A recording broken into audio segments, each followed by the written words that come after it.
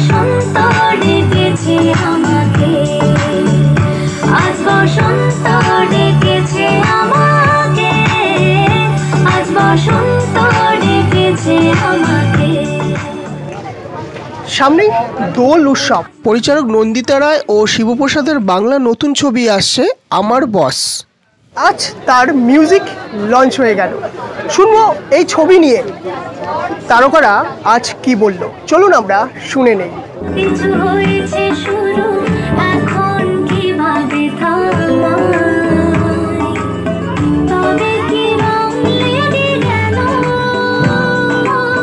আমার চোখের পাতায়। আজ বসন্ত ডেকেছে আমাকে, আজ বসন্ত ডেকেছে আমাকে।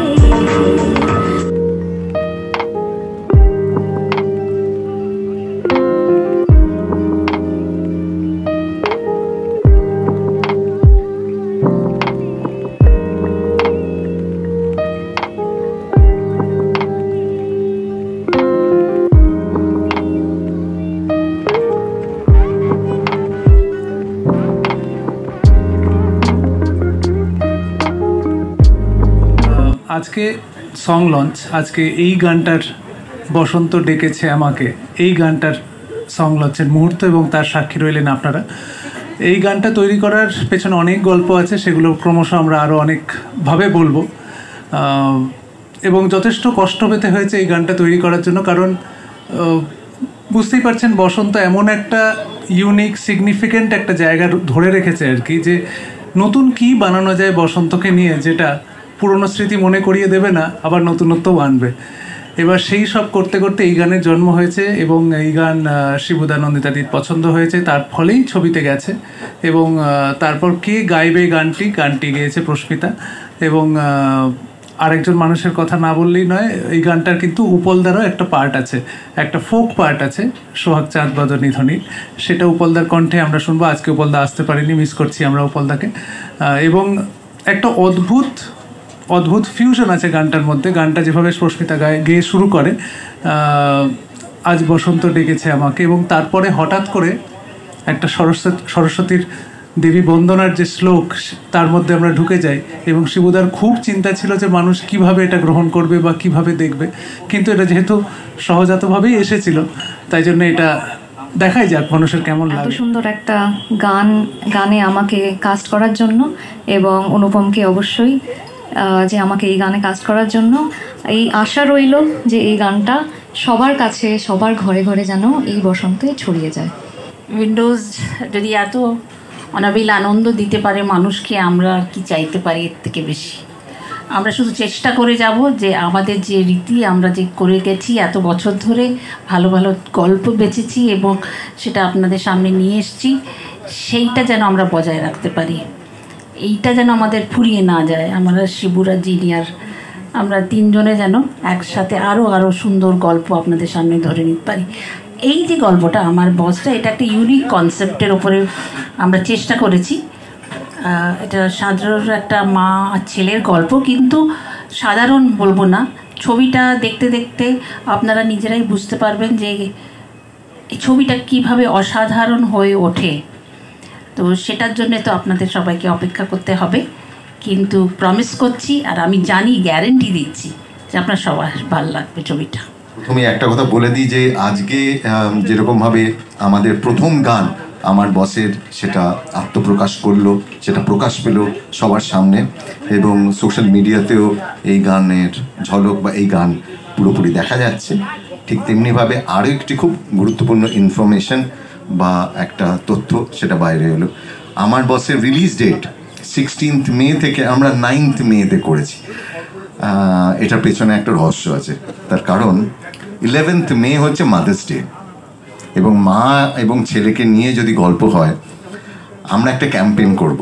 সেটা হচ্ছে 9 মেতে যখন সিনেমা রিলিজ হবে, আর সেই 11ই মে আমরা সবাইকে অনুরোধ করব যে যে যেখানেই রয়েছেন, সে তার মাকে নিয়ে, বাড়ির কাছের লোককে নিয়ে, সবাইকে নিয়ে সেই 11 মেটা যেন, বা ওই 9 মের পুরো উইকটা যেন এরকম হয় যে আমি আমার পরিবারের মানুষকে নিয়ে ওই সিনেমাটা দেখতে যাব।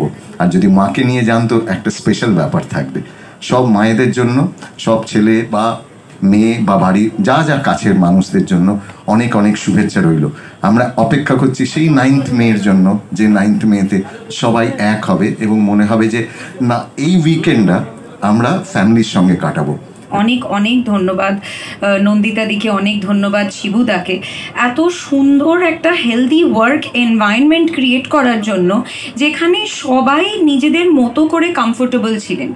এবং এখানে আমরা এমন একটা সেটে কাজ করছিলাম যেখানে অনেকেই সিনিয়র সিটিজেন এবং প্রত্যেকেরই আলাদা করে কিছু না কিছু তাদের দরকার, কারুর ওষুধের টাইমিং, প্রত্যেকটি মানুষের, সে ছোট হোক বড় হোক, প্রত্যেকের নিড কিন্তু তারা আলাদাভাবে কেটার করেছেন।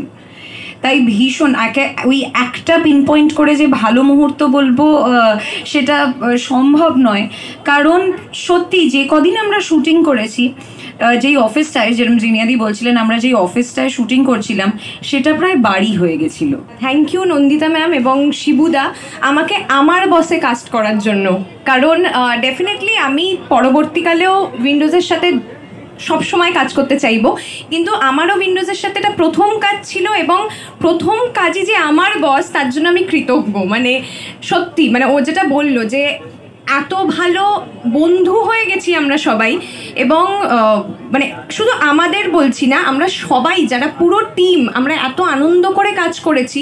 সরস্বতী পুজোর দিন কিন্তু আমরা রীতিমতো সরস্বতী পুজোটা কাটিয়েছি, মানে আমরা ভোগ খেয়েছি, আমরা মজা করেছি, আমরা হলুদ শাড়ি যেটা আপনারা ভিডিওতে দেখতে পাচ্ছেন, তো আমরা সবটা করেছি, খুব আনন্দ করে কাজ করেছি।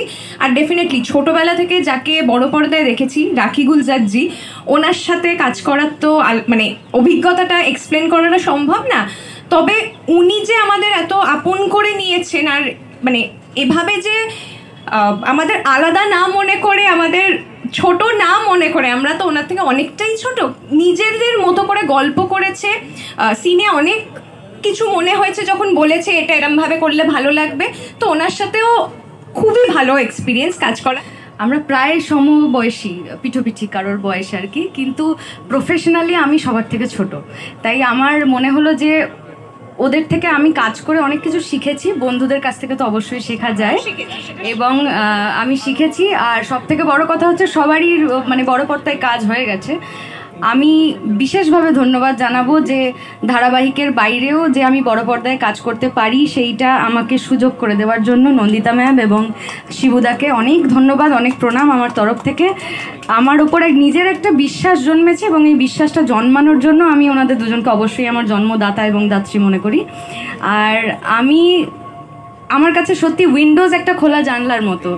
আমি সত্যি মানে কীরকম হয় না, মানে জানলা খুললে একটা হঠাৎ দমকা হাওয়া আসে, তো আমার কাছে আমার বসের কাস্টিং হওয়াটা আমার কাছে ওই একটা মানে দমবন্ধ পরিবেশে একটা হঠাৎ হাওয়ার মতো, কারণ স্বপ্নেও কখনো ভাবিনি যে রাখি গুলজারের সঙ্গে একসঙ্গে কাজ করব।